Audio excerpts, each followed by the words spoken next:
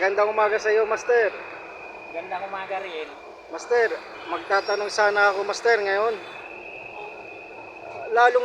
Master, ito tanong ko, lalong lumalala ang giyera sa Ukraine at Russia. Dati Russia ang lumulusob ngayon sa Ukraine.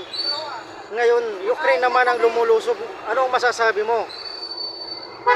Ang masasabi ko dyan, ang buong akala ng mga tao, yung Ukraine, nananalo na. Ah, Pero hindi na alam, yan yung kasaysayan na mag-aatid sa Russia para tumira siya ng nuclear warhead na ikakasira ng 4 na bansa sa Europe. Kasama na doon ang Ukraine, France, Great Britain, Germany at saka Poland. Yun ang maging masisira sa pagtitira ni Putin ng nuclear warhead. Kaya ang mangyayari dyan, napakadaming mamatay dyan sa Europe. ngayong sa nuclear. Dahil sa nuclear warhead. Gagawin ni Putin yan kapag nainis na sa buwan ng September o kaya October. Dahil magba-birthday ni si Putin. Yan ang ibig sabihin yan.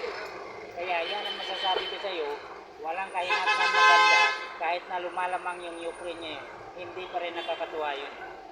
Hindi pa rin mananalo sila. Oo, talagang maraming mawawala dyan dahil kay Putin.